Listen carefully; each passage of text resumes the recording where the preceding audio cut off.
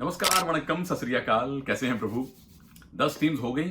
11वीं की पर्ची पिछली बार निकल आई थी, गुजरात जायंट्स, आप सबको पता है। फिर एक टीम बाकी रहेगी जिसका नाम है बंगाल वॉरियर्स। तो आज बारी है, 2 बार फाइनल खेल चुकी और बड़ी दिलचस्प कहानी है इस टीम की। नाम है गुजरात जायंट्स। चलिए विस्तार से बातें करते हैं।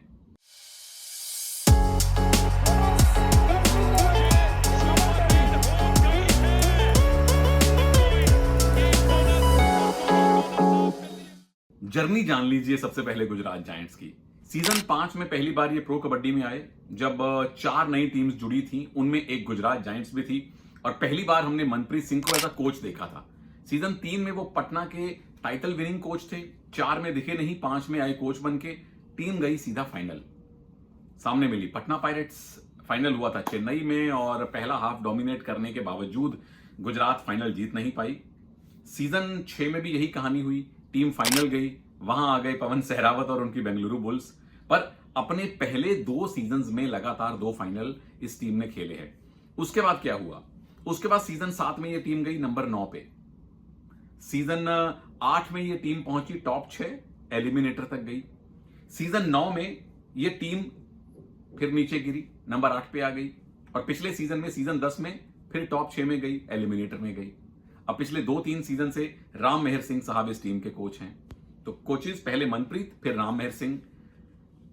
तो ये बड़ी दिलचस्प सी इनकी कहानी है, इसकी चर्चा फिर करूंगा। पहले टीम की संरचना आपको दिखा देता हूं। टीम में है कौन कौन। रेडर्स में सबसे बड़ा नाम गुमान सिंह है, जिसे 1,97,00,000 में आपने ऑक्शन में खरीदा और फिर फैंस हंगामा काटने लगे कि भाई ज्यादा है या कम है। उसके लिए मैंने एक वीडियो बनाया था ऑक्शन एनालिसिस वाला, कि पिछले सीजन की परफॉर्मेंस और पिछले सीजन के पैसे के हिसाब से क्या इस बार खिलाड़ियों को पैसे मिले हैं। शायद ऐसा हुआ हो, आई डोंट नो। वो वीडियो देख के अपने विचार जरूर दीजिएगा। तो गुमान सिंह के साथ एचएस राकेश तो है ही, हाईली स्किल्ड राकेश। प्रतीक दहिया, इन दोनों खिलाड़ियों को रिटेन किया गया था।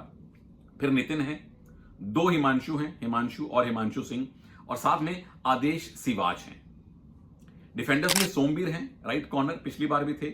नीरज हैं, पटना वाले, राइट कवर, अब इस टीम में आ गए हैं। साथ में मनुज हैं, राइट कॉर्नर, 2 सीजन से टीम के साथ ये जुड़े हुए हैं, मनुज बुरा। फिर हर्ष लाड हैं, इन्हें भी आप लगातार देख रहे हैं प्रो कबड्डी में। एक और नितेश हैं जो लेफ्ट कॉर्नर खेलते हैं। फिर वाहिद रेजा मीर हैं, वाहिद रेजा मेहर, जो पिछली बार पुनेरी पलटन में थे, वो आ गए हैं और ये लेफ्ट कवर खेलते हैं। फिर मोहित हैं जो एक और राइट कवर हैं। फिर बालाजी डी हैं, ये भी काफी सीजन से बने हुए हैं, ये लेफ्ट कवर खेलते हैं। ऑलराउंडर्स में आपके पास मोनू हैं, वो जर्सी नंबर 55, पिछली बार बुल्स में थे, उससे पहले ये पटना में लगातार रहे हैं। बड़े एक्साइटिंग ऑलराउंडर हैं। मोइन नबी बख्श आ गए हैं, मोहम्मद मोइन नबी बख्श। इनका पहला नाम है मोइन, जैसे मेरा सुनील और आपका जो भी है। नबी बख्श इनका फैमिली नेम है, तो मोइन नबी बख्श वापस टीम में आ गए हैं। जितेंद्र यादव हैं, रोहन सिंह हैं और राज सालुंके हैं। ये मोटी मोटी टीम की संरचना है। अब आइए स्वॉट एनालिसिस करते हैं। स्ट्रेंथ, वीकनेस, चैलेंज जिनको मैं कहता हूं, एस से स्ट्रेंथ, डब्ल्यू से वीकनेस, ओ से अपॉर्चुनिटीज और एस से स्ट्रेटेजी। क्या रह सकती है इस टीम में, मजबूतियां क्या हैं इस टीम की। सबसे पहली मजबूती, ओवरऑल एक बैलेंस दिखाई दे रहा है इस टीम में। रेडिंग में या डिफेंस में ऐसा नहीं प्रतीत हो रहा कि एक ही खिलाड़ी पर यह टीम निर्भर है। ये रेडर चलेगा तो टीम जीतेगी, ये डिफेंडर चलेगा तो बाकी डिफेंस चलेगा। एक प्लेयर पे ज्यादा डिपेंडेंसी नहीं दिखाई दे रही, बैलेंस इस टीम में दिखाई दे रहा है। मजबूती नंबर 2, गुमान सिंह के आने से टीम के रेडिंग के अटैक में आती है वैरायटी, क्योंकि हाईली स्किल्ड राकेश, प्रतीक दहिया एक ही साइड के रेडर हैं, गुमान लेफ्ट से रेड करते हैं। और पिछले 2-3 सीजन में पटना पायरेट्स, फिर यू मुंबा में खेल के गुमान ने अपना कद भी बढ़ाया है और लेफ्ट के रेडर होने की एक वैरायटी तो मिलती है। नंबर 3, राइट साइड का डिफेंस बड़ा सॉलिड है प्रभु। राइट कवर नीरज संभालेंगे, राइट कॉर्नर सोमवीर संभालेंगे, जो पुनेरी पलटन के साथ भी खेले हैं, जो यहां भी खेले हैं। नीरज तो पटना से अपना आधार कार्ड लेके अब अहमदाबाद आ गए हैं। तो राइट का डिफेंस मुझे बड़ा मजबूत लग रहा है। चौथी मजबूती, 2 डिसेंट ऑलराउंडर आपके पास हैं, मोनू संधू और मोइन नबी बख्श। और ये दोनों ऐसे खिलाड़ी हैं जो फर्स्ट 7 में आने का दावा करते हैं। इन पे मैं आगे और प्रकाश डालूंगा। 5वीं मजबूती, जो मेरे लिए सबसे फेवरेट होते हैं किसी भी टीम में, वो होते हैं कोच। राम मेहर सिंह एक लेजेंडरी कोच हैं प्रो कबड्डी के।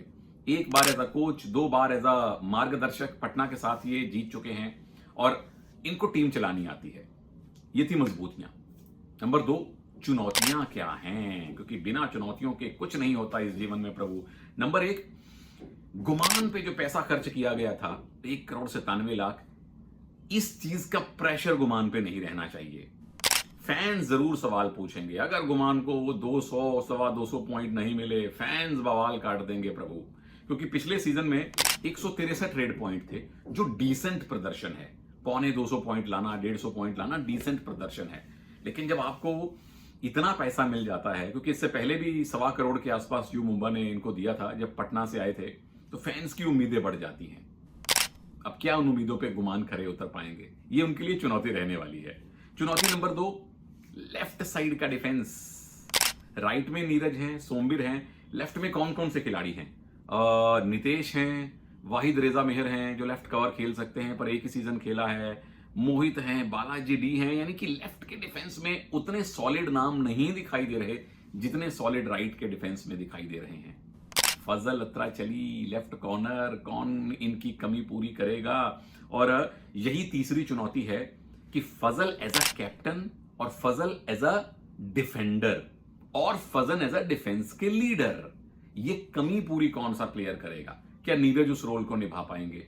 पिछला सीजन इनका भी ओके ओके रहा था, लेकिन एज अ कैप्टन फजल की कमी पूरी करने के लिए जो भी विकल्प हैं कोच साहब के पास, जिस खिलाड़ी ने किया वो लेजेंड बन जाएगा। पर अभी ये चुनौती है। चौथी चुनौती आपके लिए ये है कि टीम के ओवरऑल प्रदर्शन में ना निरंतरता नहीं है। जैसा मैंने पहले बताया था, सीजन 5 और 6 में आप फाइनल पहुंचे, नंबर 2 रहे। 5 और 6 में आप नंबर 2 थे, 7वें में आप नंबर 9 थे, प्लेऑफ भी नहीं जा पाए। 8वें सीजन में फिर आपने उड़ान भरी और आप टॉप 6 में आ गए। 9वें सीजन में फिर नीचे आ गए, नंबर 8। 10वें सीजन में फिर टॉप 6 में चले गए। तो निरंतरता का अभाव है। ये ग्राफ बन रहे हैं, क्रेस्ट ट्रफ क्रेस्ट ट्रफ। अब एक तरफ दबंग दिल्ली है जो लगातार एक स्तर पे खेलती है, बेंगलुरु बुल्स भी एक स्तर पे खेल रही है, तो वो निरंतरता इस टीम को चाहिए। तीसरे पॉइंट पे आइए, अपॉर्चुनिटीज क्या हैं और किसके पास है। नंबर 1, जिनके लिए चुनौती थी उनके लिए एक अपॉर्चुनिटी भी है, नाम है गुमान सिंह। अगर आपने इस सीजन 225 पॉइंट्स वाला परफॉर्मेंस दे दिया गुमान, तो फिर आप सुपर स्टार्स में आ जाएंगे। स्टार तो आप है ही हैं प्रो कबड्डी के, लेकिन ये शानदार अवसर है और उसका एक कारण ये भी है कि आप इस टीम में वाहिद लेफ्ट रेडर हैं। वाहिद नाम के एक और खिलाड़ी हैं, लेकिन आप इस टीम में अकेले, मेन रेडर्स में आप अकेले हैं जो लेफ्ट से रेड करते हैं, तो आपको अच्छी खासी रेड्स मिलेंगी। तो मौके का फायदा उठाइए भाई, छा जाइए। नंबर 2, नीरज, क्योंकि अनुभव लेके आते हैं डिफेंस में। सोमवीर भी अनुभवी हैं, उनसे थोड़ा ज्यादा अनुभव नीरज को है, जो कप्तान भी रह चुके हैं पटना पायरेट्स के। तो नई टीम है, नई संरचना में आप खेल रहे हैं, और मुझे ऐसा लगता है कि राम मेहर सिंह साहब नीरज पे काफी निर्भर रहेंगे डिफेंस को संचालित करने में। तो लाजवाब मौका है नीरज भाई के पास अपना अनुभव दिखाने का। तीसरा मौका फिर कोच साहब के पास है, राम मेहर सिंह, क्योंकि आप जो काम पटना के साथ कर चुके हैं, ट्रॉफी जितवाई है, फिर फाइनल खेला है, जब दिल्ली से हारे थे वो भी बड़े आखिरी मोमेंट्स में, तो फाइनल खिलवाने और जीतने के अनुभव के साथ गुजरात के फैंस को आशा होगी कि कोच साहब इस बार टीम को फाइनल में लेके जाएं। चौथी बात, स्ट्रेटेजी क्या रहेगी, रणनीति क्या हो सकती है गुजरात जायंट्स की। नंबर 1, जब विरोधी टीम के लेफ्ट वाले रेडर आएंगे ना प्रभु, तो जो लेफ्ट रेडर के लिए वाला डिफेंस है, एक राइट कॉर्नर को छोड़ दें, क्योंकि लेफ्ट रेडर राइट कॉर्नर के सामने जाएगा नहीं, अवॉइड करेंगे वो सोमवीर को, यू नो व्हाई। वो दूसरी तरफ जाएगा, लेफ्ट कवर और लेफ्ट कॉर्नर के इलाके में, जहां बहुत अनुभव नहीं है। तो विरोधी टीम के लेफ्ट रेडर के लिए आपको एक ऑलराउंडर रखना पड़ेगा। अब वो मोइन नबी बख्श हो सकते हैं या वो मोनू संधू हो सकते हैं। ये दोनों ऐसे खिलाड़ी हैं जो लेफ्ट इन पे खड़े हो सकते हैं, जो लेफ्ट इन पे खेलते हैं, ताकि लेफ्ट रेडर आए तो लेफ्ट कवर और लेफ्ट कॉर्नर के साथ एक बढ़िया सपोर्ट दे सकें, एक सरप्राइज अटैक कर सकें। अब मान लीजिए आप पटना से खेल रहे हैं जहां से जैन कुल्ली आएंगे, मान लीजिए आप बुल से खेल रहे हैं जहां प्रदीप आएंगे, जहां अजिंक्य पवार आएंगे, तो आपको लेफ्ट साइड का डिफेंस और मजबूत करना पड़ेगा। मोनू संधू या मोइन नबी बख्श में से किसी एक खिलाड़ी को परमानेंट टीम में रखना पड़ेगा, यानी अपनी एक मेन रेडर को अंदर बाहर करते रहना पड़ेगा सिचुएशन के हिसाब से।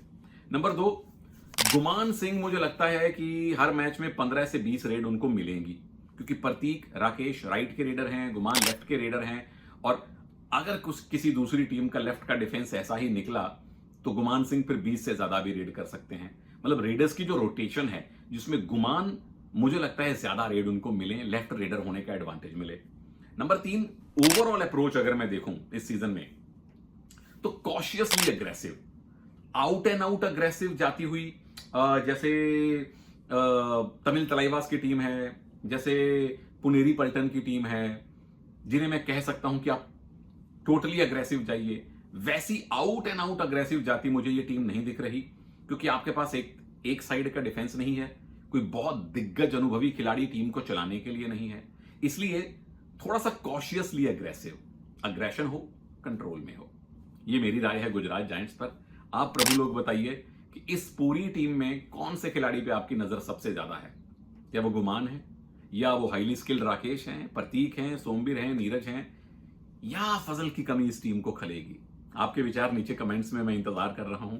और पर्ची में निकालूंगा नहीं, एक ही पर्ची बची थी बंगाल वॉरियर्स की।